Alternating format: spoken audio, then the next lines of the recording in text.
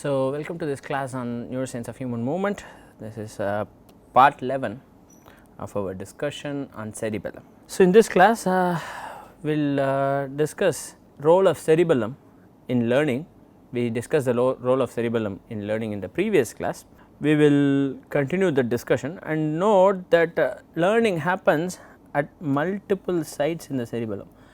In the previous class we discussed one site in which learning could happen, that is the climbing fiber Purkinje cell synapse or synapses of the climbing fiber Purkinje cell that act as teaching signals, right.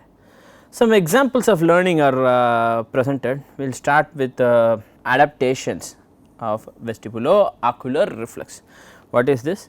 We discussed this briefly in one of the previous classes. Suppose I have a target that I have to look at, suppose there is the tip of the pen that I have to look at. As I am looking at the tip of the pen, I am required to turn my head to the right, but I need to keep looking at the tip of the pen. So, that is the task for me, suppose.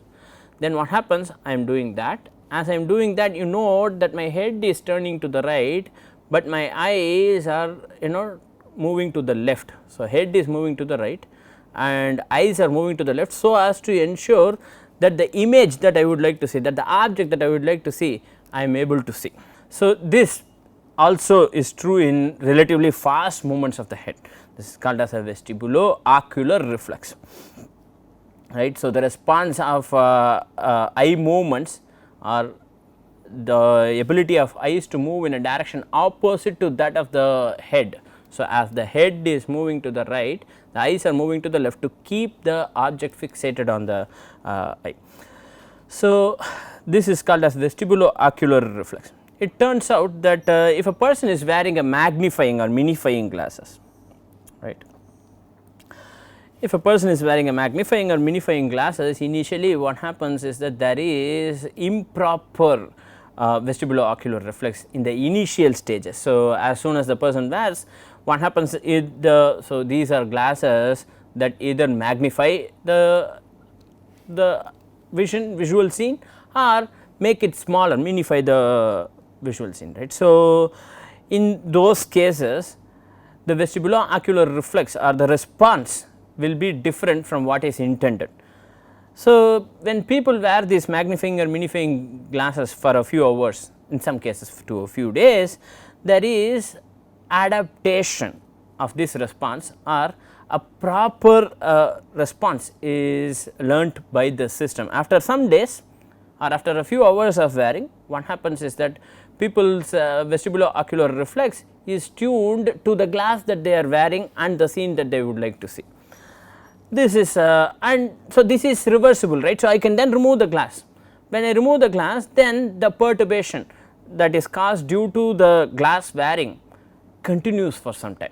So, the original adjustment that was made is not immediately rescinded, it is not immediately corrected, it takes some time for the system to correct, right. So, if for the magnifying glass, the vestibulo-ocular reflex increases, and for the minifying glass the vestibulo-ocular reflex reduces, and after a few hours of wearing this, there is adaptation, and this adaptation can be reversed. When I remove the glass, there is going to be a reversal of this learning, and that learning or that adaptation also takes time, that is also not instantaneous. So, this is known to be mediated by the cerebellum, in particular by the vestibulocerebellum, right.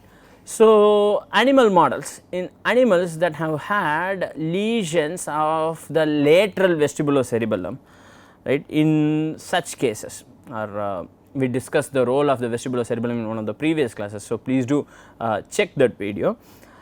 So, animals that have had lesions of the lateral vestibulocerebellum do not have this ability to adapt to perturbations due to these glasses and adjust the vestibulo-ocular reflex, showing that the vestibulocerebellum forms a crucial part of the network that performs this action, the vestibulo-ocular reflex. So, this is adaptation. So, what is the difference from learning? Learning, we discussed, at least a relatively crude definition, is relatively long term error correction, right. Whereas adaptation refers to this relatively short term correction. Also note, apart from this, there is the ability of the cerebellum to participate in online error corrections, moment to moment, trial to trial error corrections, that is also there. But there is also motor skill learning, you are learning a skill that is relatively long term, for example learning tennis, right, that is a skill that you learn. Adaptation refers to perturbations such as a response to perturbations such as wearing a magnifying or minifying glass, wearing a prism glass, etc., or response to force field perturbations, etc., right.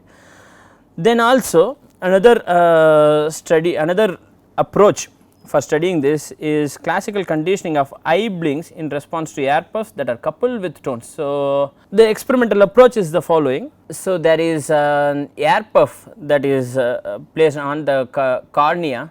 Every time when this air puff is on the cornea, there has to be an eye blink. So, you do not want, this is a relatively non preferred stimulus, people do not like this. So, immediately they will close the eyes, so they will blink, right. So, when this happens, it turns out when a tone is accompanied by the air puff. So, when the air puff arrives along with the tone, then people learn to predict when the air puff is going to arrive or the amplitude of the air puff perturbation in response to the tone. Also what has been shown is that the characteristic of the air puff perturbation can be encoded by the tone. So, the long tones. So, when we say tone, I am meaning an auditory tone. So, tones with different frequencies or tones of different durations may encode different nature of or different parameters of the air puff. So, depending on that, eye blink response is customized. So, it is crucial to note, it is not that all the responses that are coming or all the eye blinks are the same. So, the eye blink response is customized to the particular perturbation. So, if the tone is long or if the tone is of high frequency, that means the air puff is going to be this strong or it is going to arrive at this latency. Appropriately timed response is found in the eye blink response, right. So, this again is a feature that is probably, this again is a behavior that is probably mediated by cerebellum, right. Then eye hand coordination in our voluntary arm movements in response to wearing prism glasses. Suppose a person is wearing a prism glass and the task is the following, there is a dot and I have to throw the dot at the dartboard as usual. So, let us suppose that people who are good at this task, right. So, suppose there is a person who is good at this and they are doing this and we test them before they wear any glass, before any perturbation, we test their performance. What happens is that they keep throwing the dart, say 10 times or 20 times or 30 times, and you see that suppose that is the target line and they almost always hit the target there. These are the responses, for example. Now, then they are asked to wear prism glasses. Now, what this does is this shifts the vision or the gaze direction to a different direction, right. So, in this case this shifts the gaze direction to the left. So, initially before the person was wearing the prism glasses, the hand follows the eye. So, here this is the throw direction, in brown you have the throw direction or the hand direction, and in blue you have the gaze direction or the eye direction, right. Initially before the person was asked to wear the prism glass, the hand direction is like this, as in these two, right. The hand direction and the gaze direction are the same. In other words, the hand follows the eye, right. As soon as they are asked to wear the glass or in the first trial, immediately after wearing the glass, also the same thing happens, but note now because of this perturbation vision is toward the left, and here also gaze follows, here also gaze and throw are in the same direction, or the hand follows the eye. So, that is the direction, that is the point, that is the point at which the response is, the person is throwing initially. They see something and they throw along, and then they realize so this is a mistake, I want to throw at the target which is here for example, but I am throwing where my eyes are seeing and my eyes are seeing to the left. So, what I should see, what I should do in future is if I am looking like this, I should throw toward my right in future, right. That is what this glass is doing to me, this glass is shifting my gaze. So, I should not throw along where I am seeing, but rather to my right, and this people learn with a number of trials. So, after some trials it is like this, and after a few trials you realize they are going to do something like this. So, initially in the normal case people are going to do that. For people to come to that level it takes that many trials.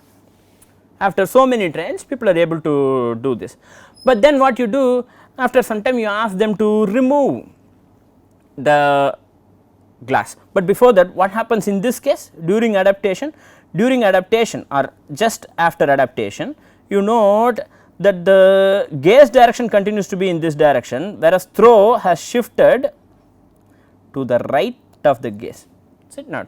Throw has shifted to the right of the gaze, throw is not along the eye, the hand does not follow the eye, but rather the hand goes to the right of the eye, right. That is what happens during perturbation. Then what happens, the people are asked to remove the glass. So, once you remove the glass, what happens is that initially this learning that was there where the hand is throwing to the right of the gaze continues, but now the gaze is straight as it is here, right. Now, that is the gaze. Now, the gaze is straight like this. So, but people have already learned to throw to the right of the gaze, which is why the first response immediately after removal of the glass is here, and then the next few responses are here, and after some time people learn, oh, I am throwing to the right of the target, I am seeing straight and I am throwing to the right, now I must throw along where I am seeing. So, after a few trials, after that many trials, people learn to throw along where they are seeing. So, these are going to be the good trials. After some time, then what happens? After some time the gaze direction and the throw direction are expected to be the same.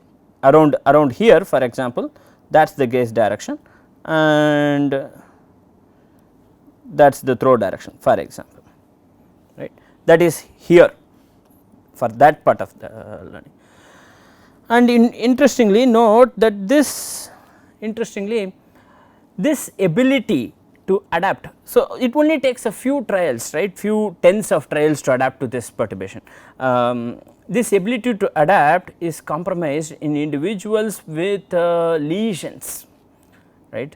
So, in individuals with lesions of the cerebellum, what you have is that before the perturbation they are doing something, after the perturbation they are doing this, they never come back to that, right, and after the removal they are doing this. So, very different distinct response in people with cerebellar lesions, they are not able to adapt, which once again highlights the crucial role of cerebellum in this form of learning or in this form of adaptation, right. So, the hypothesis behind this is that there are probably internal models of dynamics that whose parameters are varied in response to the sensory inputs, whose parameters are varied in response to the situation, context and so on and so forth, and all these internal models are probably implemented or they probably reside in the cerebellum is a controversial hypothesis that continues to be challenged, that continues to be supported, that continues to be discussed in the literature. At least the following is known, that there are multiple sites in which learning can happen. One particular site that we discussed earlier is this site. This is the climbing fiber Purkinje cell synapse, or the synapses of the climbing fiber Purkinje cell, where learning happens through the climbing fiber acting as a teaching signal or the instructing signal.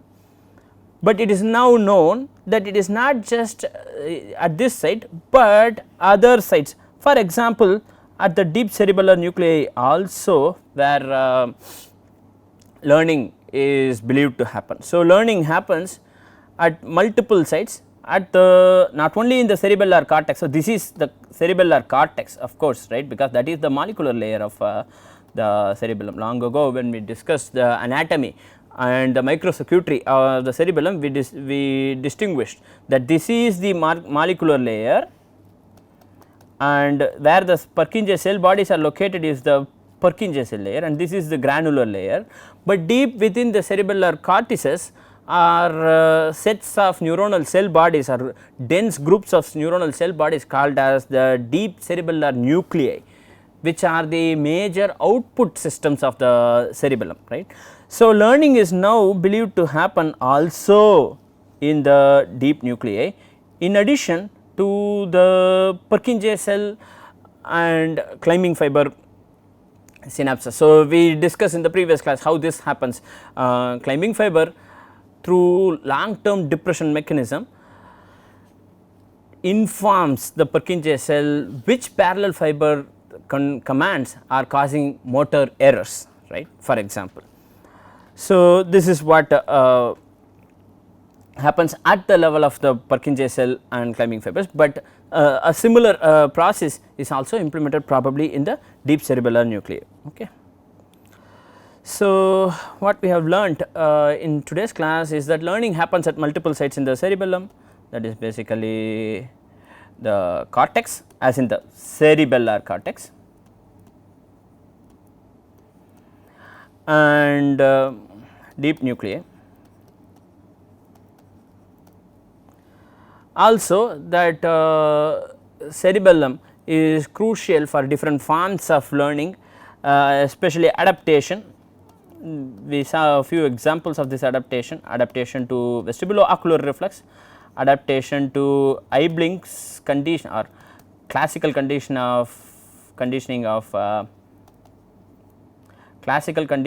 of eye blinks in response to air puffs, and this, and eye hand coordination, for example. And there are other examples such as force field adaptations, such as split belt treadmill adaptations, etc. There are multiple experimental approaches that give us information on how cerebellum can play a role in learning. At least the following is accepted, that cerebellum plays a crucial role in short term. Actually, cerebellum plays a crucial role in online or trial to trial, moment to moment error correction, in short term error correction in terms of adaptation, and in long term error correction in terms of motor learning. And it is believed a particular form of learning is probably implemented in the cerebellum. It is a controversial hypothesis that so in computer science, for example, there are different forms of learning that are discussed. These are unsupervised learning, supervised learning, and reinforcement learning. For example, it is believed that for the brain, unsupervised learning is implemented in the cortex or the cerebral cortex. Supervised learning means, that is, we know what the expected output is, what is the performance, and these two are compared, and then the error is reduced, right, approximately. I am taking a very non-technical view of what the situation is. That is probably implemented in the cerebellum. So, we have discussed cerebral cortex, especially the motor cortex, and how learning happens in the cerebral cortex. We have discussed some cases of that. We have discussed cerebellum and how learning happens in the cerebellum in today's class and in the previous class. Then how is reinforcement learning, which is reward related response, and reward related learning is happening in the brain. That forms the discussion of our future classes, that is implemented in the, or it is believed to be implemented, hypothesized to be implemented in basal ganglia and other related circuitries. So, with this we come to the end of this lecture. Thank you very much for your attention.